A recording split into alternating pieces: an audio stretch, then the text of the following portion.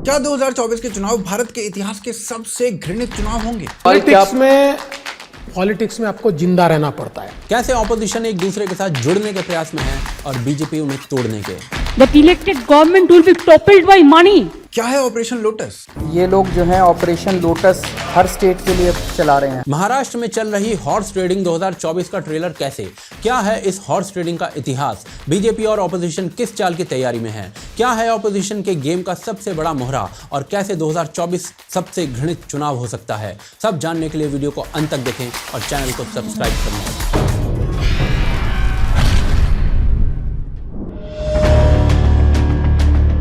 2024 कैसे गंदगी से भरा चुनाव होगा, वो जानने से पहले जो आज के समय महाराष्ट्र की पॉलिटिक्स में चल रहा है वो समझना पड़ेगा। महाराष्ट्र में पॉलिटिक्स कुछ अलग प्रकार की चल रही है। 2018-19 में शिवसेना, जो कि बीजेपी की अलाय पार्टी थी, वो बीजेपी को ह्यूमिलिएट कर रही थी। शिवसेना ने बीजेपी के खिलाफ पूरे ऑपोजिशन को यूनाइट होने के लिए आग्रह कर दिया। 2019 के आम चुनाव से पहले बीजेपी के सपोर्टर्स के लिए भक्त वाला जाइब मारते हुए नेशनलिज्म पर स्टैंड क्लियर करने को कहा और बार बार अलायंस तोड़ने की बात करी। अजीब अजीब इस प्रकार के बयान आने लगे और इस सब के बाद भी बीजेपी शिवसेना ने मिलकर चुनाव लड़ा। 152 सीटों पर बीजेपी लड़ी और 124 सीटों पर शिवसेना। बीजेपी अधिक सीटों पर लड़ने के बाद भी 70% सीट्स जीत गई और शिवसेना मात्र 45%। नतीजे आए और पता चला 288 में से 106 seats BJP, 56 seats Shiv Sena, 53 seats NCP और 44 कांग्रेस जीत गई। सपोजिटली सरकार बीजेपी और शिवसेना को मिलकर बना लेनी चाहिए थी, पर शिवसेना ने सरकार एनसीपी और कांग्रेस के साथ बना ली। ये एक अनहोली अलायंस था क्योंकि बाला साहिब ठाकरे के कांग्रेस के बारे में कुछ इस प्रकार के विचार थे। ये मैं मेरी शिवसेना की कांग्रेस नहीं होना दूंगा, नहीं, कभी नहीं। और मुझे जब ये मालूम होगा कि हो रही है, I will close my shop. इस प्रकार के अनहोली अलायंसेस के बारे में आगे चर्चा करेंगे विस्तार में, लेकिन अभी स्टोरी पर वापस चलते हैं। सरकार बनने के बाद महाराष्ट्र में सब कुछ ठीक ठाक चल रहा था, पर वो महाराष्ट्र की पॉलिटिक्स ही क्या जो सब कुछ ठीक चलने दे। फिर आज से 1 वर्ष पहले शिवसेना के 40 एमएलए शिवसेना को छोड़कर बीजेपी के साथ मिल गए और बीजेपी शिवसेना, जिन्हें पहले ही सरकार साथ बना लेनी चाहिए थी, उन्होंने अब सरकार साथ मिलकर बना ली। अब महाराष्ट्र में 2 शिवसेना हैं। शिवसेना ओरिजिनल, जो पहले उद्धव ठाकरे के पास थी, अब वो शिंदे के पास है और शिवसेना उद्धव बाला साहब ठाकरे एक नई पार्टी बन गई, वो अब उद्धव ठाकरे के पास है। लेकिन महाराष्ट्र की पॉलिटिक्स यही नहीं रुकी। एनसीपी, जो कि शरद पवार की पार्टी थी, उसमें से शरद पवार के नेफ्यू अजीत पवार, जो कि पार्टी के सबसे बड़े नेताओं में से एक थे, वो अपने साथ 8 अन्य एमएलए को लेकर बीजेपी शिवसेना के साथ मिल गए और ये भी एक अनहोली अलायंस हो गया क्योंकि आज से पहले बीजेपी अजीत पवार को चक्की पीसिंग करा रही थी। तो सरकार आल्यानंतर अजितदादा चक्की पिसिंग। हसन मुशर्रफ, जो कि अजीत पवार के साथ बीजेपी में मिले हैं, उन पर 200 करोड़ के घोटाले का आरोप भाजपा खुद लगा रही थी। हसन मुश्रीफच्या समोर पुढच्या कारवाई संबंधीचा मार्ग आता न्यायालयाने मोकळा केला आहे। आता ईडी पुढची कडक कारवाई करू शकते। शेतकऱ्यांची फसवणूक, मोठ्या प्रमाणात कोट्यावधी रुपयाचे मनी लॉन्ड्रिंग, बँकेत संबंधित झालेला गैरव्यवहार, 2000 कोटीचा घोटाळा, मुश्रीफ साहेब आता बैग भरून तैयार रहा। फिर थोड़े ही टाइम में अन्य समाचार आए कि एनसीपी के 28 अन्य एमएलए यानी अजीत पवार और 8 अन्य एमएलए समेत टोटल 37 एमएलए भाजपा के साथ अलायंस करने के लिए आ गए हैं। भाजपा ने सबसे बड़ी पार्टी यानी 106 सीट होने के बाद भी शिंदे को, जिनके पास मात्र 40 एमएलए हैं, उन्हें सीएम पद दे दिया और डिप्टी सीएम का पद 37 एमएलए वाले अजीत पवार को दे दिया और भाजपा के फडणवीस भी संयुक्त रूप से डिप्टी सीएम बनाया गया। उधर से एनसीपी ने अजीत पवार पर एक्शन ले लिया, लेकिन अजीत पवार का बयान आया कि एनसीपी के सभी एमएलए का सपोर्ट उन्हें है और तो और शरद पवार तक का सपोर्ट उन्हें है। अटकलें ये लगाई जा रही हैं अब कि इस सब में कहीं ना कहीं शरद पवार का हाथ है और अजीत पवार ने तो ये भी बोल दिया है कि एनसीपी में कोई स्प्लिट है ही नहीं। लेकिन आप विडंबना देखिए, आज इतने सीरीज ऑफ इवेंट्स के बाद बीजेपी ने सीएम पद शिवसेना को दे दिया, जो कि वो सबसे पहले मांग रही थी, और तो और अनहोली अलायंस को साथ जोड़कर डेप्यूटी सीएम तक का पद शेयर कर लिया। लेकिन क्या बीजेपी ने ये सब कुछ बिना सोचे समझे ही कर दिया? तो उनके सामने एक बड़ी पिक्चर है। महाराष्ट्र लोकसभा में 48 सीट रखने वाला एक बड़ा राज्य है। यदि एनसीपी, कांग्रेस, शिवसेना साथ मिलकर चुनाव लड़ती तो ये बीजेपी के लिए बड़ा नुकसानदायक होता, और इसका परिणाम बीजेपी ऑलरेडी देख भी चुकी है। महाराष्ट्र में लेजिस्लेटिव काउंसिल के पोल हुए 2023 फरवरी में। एक तरफ थी बीजेपी और दूसरी तरफ कांग्रेस, एनसीपी और टूटी हुई शिवसेना का अलायंस, और इस अलायंस ने 5 में से 3 सीट जीत ली। 2024 में यदि ये अलायंस साथ में खड़ा होता तो बीजेपी के लिए नुकसानदायक हो सकता था। 2019 में बीजेपी 23 सीट जीती थी, शिवसेना ने 18 सीट जीती थी। शिवसेना से अलायंस टूटने पर सीधा 18 एमपी का नुकसान, और एनसीपी के 4 एमपी भी थे, तो ये नुकसान भी बीजेपी को भुगतना पड़ सकता था। तो ऐसे में महाराष्ट्र का रास्ता बीजेपी ने अब सुगम कर लिया है, ऐसा प्रतीत होता है, क्योंकि उनके साथ अब ये सारे एमपीज हैं। क्या ये जो पूरी डिफ्लेक्शन महाराष्ट्र में हुई वो अभी महाराष्ट्र में हुई, या इस डिफ्लेक्शन का कोई लंबा इतिहास है? वो आगे देखते हैं।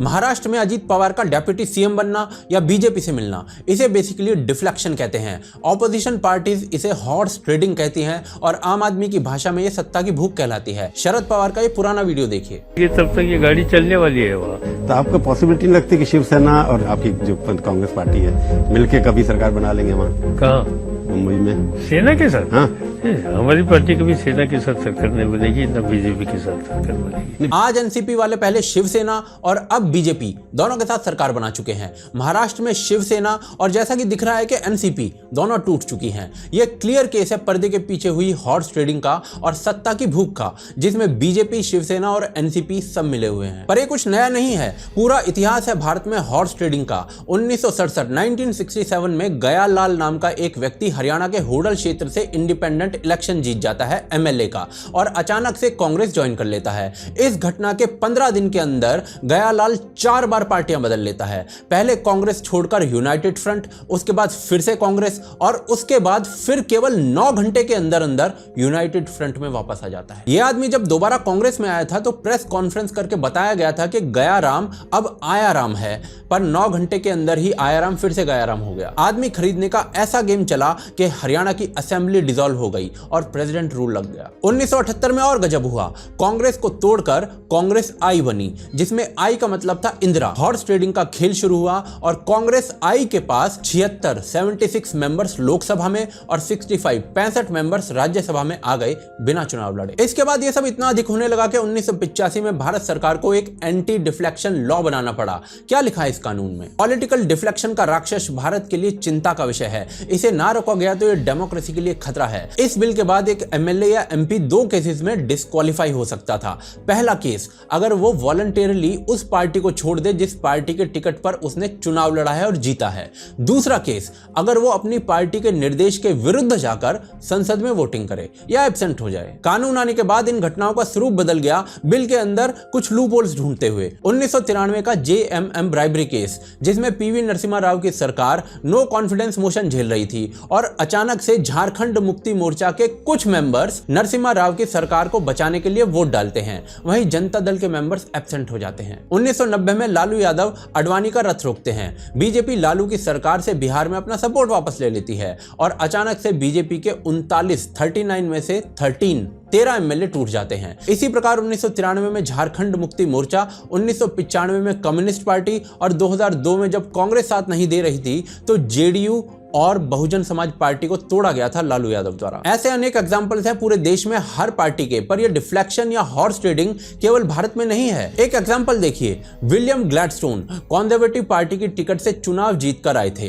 पर लिबरल पार्टी में डिफ्लेक्ट हो गए, मिनिस्ट्री मिली और बाद में secretary of state for colonies जैसा पद। यह ब्रिटेन का केस है। Joseph Chamberlain 93 member of parliament के साथ डिफ्लेक्शन किया था इन्होंने। राम से मैकडॉनल्ड्स, ये प्रधानमंत्री रह चुके हैं ब्रिटेन के, इन्होंने भी पद के लिए यही सब किया था। ऑस्ट्रेलिया में भी ऐसे उदाहरण मिलते हैं। भारत में आज यही शर्मनाक काम बीजेपी सबसे अच्छे से करती दिख रही है। अब पार्टी छोड़कर लोग नहीं आते, पार्टी तोड़कर पार्टी समेत आ जाते हैं। पर इस काम के इतिहास को देखें तो हमाम में सब नंगे हैं। केवल भारत में नहीं, विश्व में ऐसे उदाहरण हैं। पॉलिटिक्स मक्कारी का गेम है और दुर्भाग्य से हॉर्स ट्रेडिंग उसका एक अंग है। परंतु इस गलत प्रैक्टिस का 2024 पर क्या असर होगा?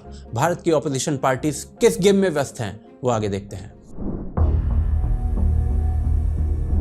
भारत की राजनीति में हॉर्स ट्रेडिंग की परंपरा पुरानी है, लेकिन 2024 के चुनावों को घटिया बनाने के लिए मात्र ये काफी नहीं है, उसमें अनहोली अलायंस का तड़का लग जाए तो मजा ही आ जाए। आम आदमी पार्टी सबके साथ मिलने को तैयार है, लालू से लेकर अखिलेश तक। 2015 में अरविंद केजरीवाल लालू के साथ दिखे थे, बाद में सफाई दे रहे थे, लालू ने मुझे हक किया, मैंने लालू को नहीं। आज उन्हीं अरविंद केजरीवाल की पार्टी के नेता लालू और उनके परिवार को बचाने के लिए ऐसे ऐसे बयान दे रहे हैं। 2009 के बीच तेजस्वी यादव की उम्र करीब 14 से 16 साल रही होगी और 14 से 16 साल की उम्र में आप कोई कॉन्ट्रैक्ट साइन कर ही नहीं सकते, उसकी कोई मान्यता ही नहीं है। केजरीवाल जी की पार्टी ने कांग्रेस से गठबंधन करने के लिए इमरजेंसी तक को डिफेंड कर दिया। पता कि इंदिरा गांधी के समय में इस तरह का कुछ किया गया, पर जानकार कहते हैं कि उस समय में भी इस तरीके से दुर्भावना से जो है लोगों के ऊपर झूठे मुकदमे नहीं बनाए गए, लोगों को जबरदस्ती जेल नहीं भेजा गया। उस वक्त फिर भी कुछ मर्यादाओं का जो है पालन किया गया, अब जो है सारी मर्यादाएं भारतीय जनता पार्टी। केजरीवाल अखिलेश को गाली देते थे, आज उनके साथ खड़े हैं। पिछले 2 साल में मेरे को पता चला अखिलेश यादव की सरकार में 102 दंगे करवाए गए हैं। और इस प्रकार की अनहोली अलायंस बनाने के लिए वो कुछ इस प्रकार के तर्क दे रहे हैं। जो झगड़ा है वो आपको भूलना पड़ेगा। जिन्हें जोड़ तोड़ की राजनीति समझ नहीं आती थी, वो आज क्या कर रहे हैं। मैं किसी के भी खिलाफ नहीं हूँ, लेकिन ये जोड़ तोड़ की राजनीति, ये अलायंस, ये सब मेरे को समझ नहीं आते। उधर से जो शिवसेना हिंदुत्व का झंडा उठाती थी, I am a Hindu, mad Hindu, यहाँ तक कि ये कह देती थी कि एक समुदाय विशेष के वोटिंग राइट्स तक छीन लो, वो शिवसेना आज उस कांग्रेस के साथ अलायंस करने के लिए बैठी हुई है जो हिंदू आतंकवाद को प्रूव करने में लगी हुई थी और सबसे पहले अधिकार समुदाय विशेष को दे रही थी। पर यह गंदगी केवल अनहोली अलायंस तक सीमित नहीं है, ये और घटिया हो जाती है जब इसमें विदेशी तड़का लगता है। राहुल गांधी विदेश में जाकर दूसरे देशों को भारत में इंटरवीन करने के लिए कहते हैं, ऐसा ही कुछ आतिशी मार्लेना भी करती हैं और परिणाम ये होता है कि जर्मनी की फॉरेन मिनिस्ट्री की स्पोक्सपर्सन भारतीय डेमोक्रेसी पर प्रश्न उठा देती है।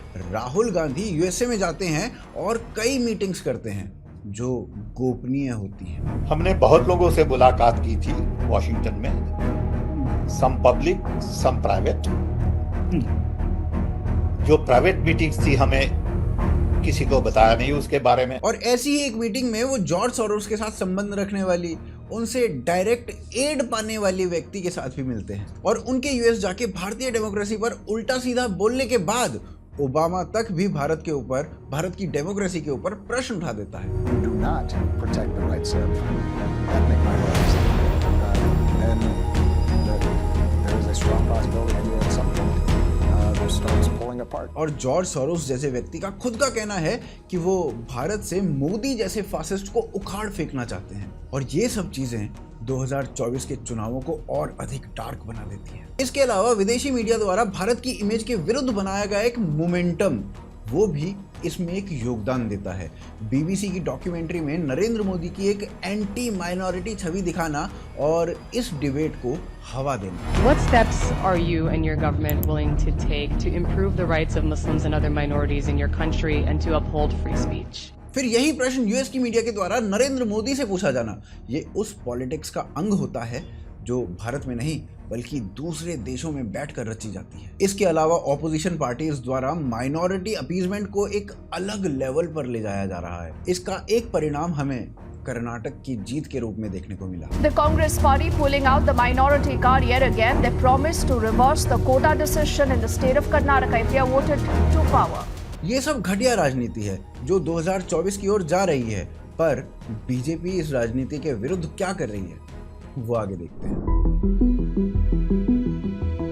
2024 के चुनाव गंदगी से भरे होंगे, जिसमें विदेशी ताकतें, मीडिया, अनहोली अलायंसेस सब होगा। सबका लक्ष्य बीजेपी के विरुद्ध खड़े होने का होगा, यह स्पष्ट दिख रहा है। पर इस सब के बीच में बीजेपी क्या कर रही है? क्या वो दूध की धुली हुई है? जी नहीं, बीजेपी 2024 के लिए 4 फ्रंट्स पर गेम खेलती हुई दिख रही है। पहला फ्रंट, बीजेपी पार्टियां तोड़ती प्रतीत होती है पर्दे के पीछे से। 2020 में कोविड का समय था, जनता के साथ इकट्ठे होने पर रोक थी, पर बीजेपी मध्य प्रदेश में सरकार बना रही थी, शपथ ले रही थी। कैसे? कांग्रेस से नाराज ज्योतिरादित्य सिंधिया 22 एमएलए कांग्रेस से तोड़कर बीजेपी में मिल गए।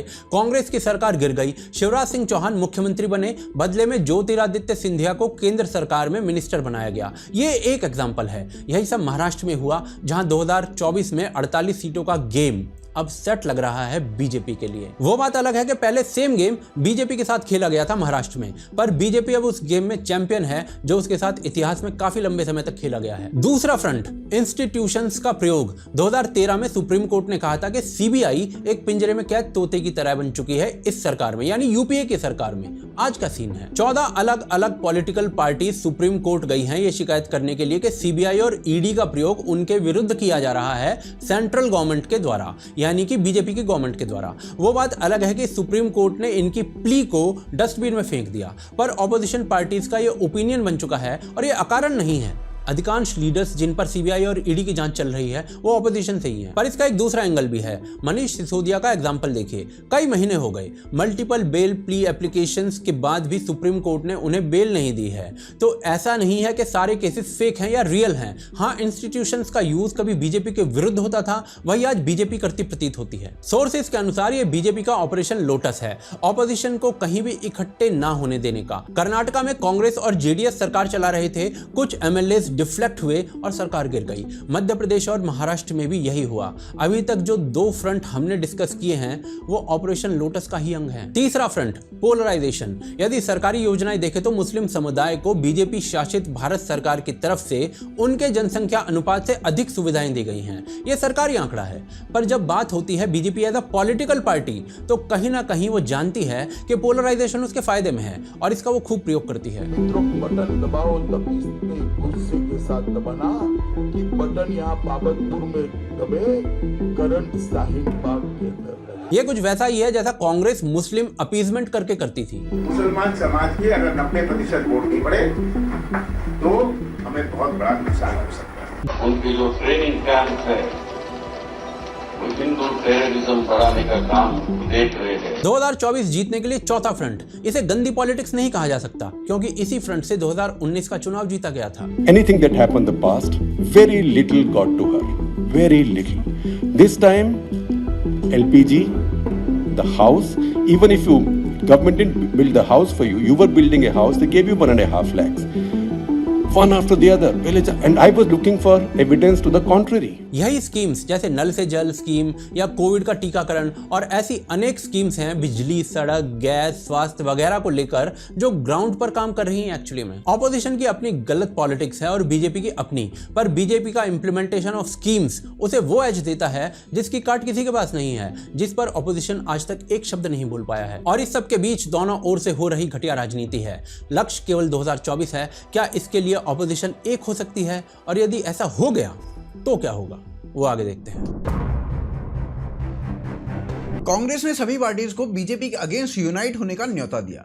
राहुल गांधी ने भी ये कहा कि यूनाइटेड ऑपोजिशन बीजेपी को हरा देगी अपने आप, जस्ट डू द मैथ। फिर राहुल जी दूसरे स्थान पर गए और वहां जाकर बोले मात्र ऑपोजिशन के यूनाइट होने से काम नहीं चलेगा, कुछ और भी चाहिए। चलो ये तो इनका चलता रहता है और इनके मैथ पर हम आगे आएंगे, अभी कहानी पर वापस चलते हैं। फिर नीतीश कुमार के घर मीटिंग रखवाई गई और मीटिंग में राहुल गांधी, ममता बनर्जी, एमके स्टालिन, शरद पवार, महबूबा मुफ्ती और हेमंत सोरेन और कुछ इनके अलावा अन्य लोग भी गए। देखने वाली बात यह थी कि ममता बनर्जी जो मार्च में डिक्लेयर कर चुकी थी कि वो 2024 में किसी भी अलायंस का पार्ट नहीं होंगी, वो इस मीटिंग में आई, पर वो साथ हैं कि नहीं उसके बारे में तो भाई या तो वो जानती हैं या भगवान। परंतु बीएसपी की मायावती ने मीटिंग अटेंड नहीं की और साथ ही ये डिक्लेयर कर दिया कि वो कांग्रेस के साथ कहीं पर भी अलायंस नहीं बनाएंगी। ऐसा ही कुछ अरविंद केजरीवाल ने भी कह दिया। नहीं, ऐसा बिल्कुल नहीं है कि केजरीवाल ने मॉरल हाई ग्राउंड्स दिखाए और कांग्रेस से अलायंस करने के लिए मना कर दिया। वो एक्चुअली दो चीजें चाह रहे थे। एक, कांग्रेस आम आदमी पार्टी को दिल्ली में सेंटर द्वारा लाए गए ऑर्डिनेंस के विरोध में सपोर्ट करे, और दूसरा पॉइंट उनका यह था कि अगर कांग्रेस पंजाब और दिल्ली में चुनाव में हिस्सा ना ले तो आम आदमी पार्टी राजस्थान और मध्य प्रदेश में चुनाव में हिस्सा नहीं लेगी और इसके बाद एक अलायंस बनाया जा सकता है। पर दूसरे मुद्दे पर कांग्रेस ने एक शब्द भी नहीं बोला और पहले मुद्दे के लिए साफ इनकार कर दिया। उधर से राजेंद्र चौधरी जो कि समाजवादी पार्टी के शैडो चीफ हैं, उन्होंने कांग्रेस के साथ अलायंस करने से मना कर दिया। उड़ीसा के सीएम नवीन पटनायक का भी क्लियर कट है कि वो यूनाइटेड ऑपोजिशन का पार्ट नहीं होंगे। इधर से जयंत चौधरी आरएलडी के नेता, उन्होंने भी नीतीश के घर हुई मीटिंग में जाना सही नहीं समझा पर यूनिटी के लिए सपोर्ट किया। तो इनका मोटा मोटा सा अर्थ ये निकाला जा सकता है कि ये अभी थिंकिंग मोड में है और कहीं भी लुढ़क सकते हैं। उधर से वाईएसआर कांग्रेस और तेलुगु देशम पार्टी ने बीजेपी को पार्लियामेंट के मुद्दे पर अभी सपोर्ट किया, वो भी तब जब यूनाइटेड ऑपोजिशन के नारे बुलंद हो रहे थे। और इन दोनों ही पार्टीज ने नीतीश के घर में हुई मीटिंग को भी अटेंड नहीं किया। तो कयास यही है कि ये भी यूनाइटेड ऑपोजिशन का हिस्सा नहीं होंगे। उधर से शिरोमणि अकाली दल भी यूनाइटेड ऑपोजिशन का हिस्सा नहीं होगी। तो मुख्य रूप से कहा जा सकता है इन सभी केंद्र बिंदुओं को ध्यान में रखकर कि यूनाइटेड ऑपोजिशन अभी एक सुंदर स्वप्न ही है। लेकिन फिर भी यदि मान लेते हैं कि यूनाइटेड ऑपोजिशन बन जाता है तो क्या होगा, तो वो गणित अब देखते हैं। तो गणित के अनुसार ऐसी 96 सीट हैं जहां ऑपोजिशन यूनिटी पॉसिबल ही नहीं है, क्योंकि ऑपोजिशन ही नंबर 1 और नंबर 2 की पार्टी हैं। तो ये अलायंस क्यों ही करेंगे, जैसा ओडिशा, आंध्र प्रदेश, केरला। फिर 147 सीट्स ऐसे राज्यों से आती हैं जहां अलायंस ऑलरेडी एग्जिस्ट करता है, जैसे जम्मू कश्मीर, झारखंड, महाराष्ट्र, बिहार, तमिलनाडु।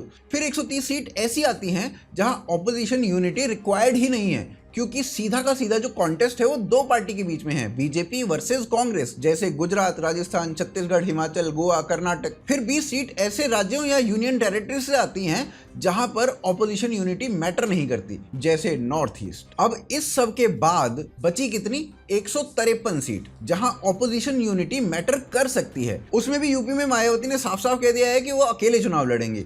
तो 153 में से 80 सीट सीधा सीधा हटा लो। अब बचे कितने? 73 सीट्स। पिछली बार यूपी में एसपी, आरएलडी और बीएसपी तीनों ने मिलकर चुनाव लड़ा था और फिर भी बीजेपी को 62 सीट जीतने से नहीं रोक पाए।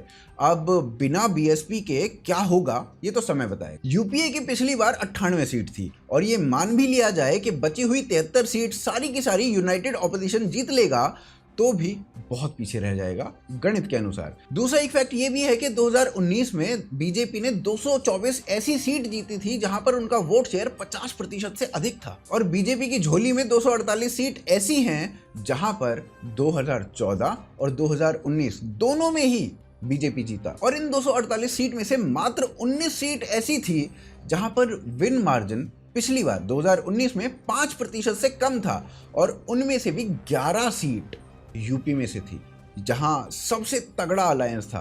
वो अलायंस अब नहीं है। तो ये विशुद्ध गणित है, पर चुनाव गणित से नहीं केमिस्ट्री से होता है। अलायंस शायद संभव ना हो, पर इस चुनाव में विदेशी ताकतों की सहायता का प्रयास और सोरोस जैसे लोगों की भारत में तानाशाही हटाने की धमकियां इस चुनाव को और खतरनाक बनाती हैं। ऊंट किस करवट बैठेगा यह तो समय ही बताएगा, क्योंकि 1998 में भाजपा ने भी इसी प्रकार से ऑपोजिशन की पार्टीज को इकट्ठा करके सरकार बनाई थी।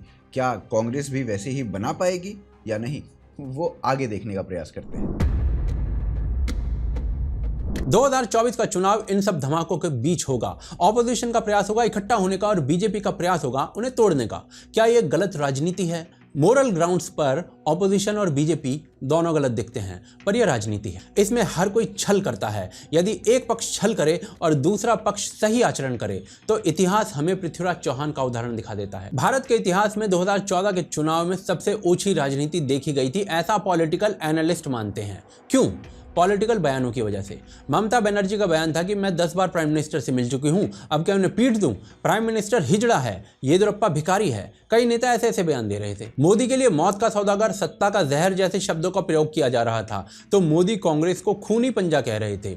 इसके अलावा भी अनेक ऐसे बयान थे जो पॉलिटिकली बिलो द बेल्ट थे और बाकी कांग्रेस के द्वारा सरकारी संस्थाओं का दुरुपयोग तो हो ही रहा था। कि इस 21वीं सदी में नरेंद्र मोदी कभी भी देश के प्रधानमंत्री नहीं बनेंगे, नहीं बनेंगे, नहीं बनेंगे। लेकिन यहाँ आकर चाय का वितरण करना चाहते हैं तो हम उनके लिए कुछ जगह बना रखते हैं। पर विदेशी इंटरफेरेंस, विदेशी मीडिया द्वारा भारत के विरुद्ध फैलाया गया जहर पर्दे के पीछे से विश्व की कई इकोनॉमीज को गिराने वाले लोगों के द्वारा भारत में हस्तक्षेप, ऑपोजिशन के भीतर 10 साल से सत्ता से दूरी के कारण सत्ता की भूख और पॉलिटिकल पार्टीज का टूटना, यह सब 2014 में भी नहीं था। कदाचित इसीलिए 2024 का चुनाव भारत के इतिहास का सबसे अगलीस्ट चुनाव हो सकता है। इस प्रकार की राजनीति के उदाहरण संपूर्ण विश्व में आपको मिलेंगे। इसीलिए पॉलिटिक्स मोटी चमड़ी वालों का खेल है, एक दलदल है और इस हमाम में सब नंगे हैं। इतिहास में भी रहे हैं और आगे भी रहेंगे। क्या बीजेपी ऑपोजिशन की राजनीति का उत्तर जिस राजनीति से दे रही है वो सही है?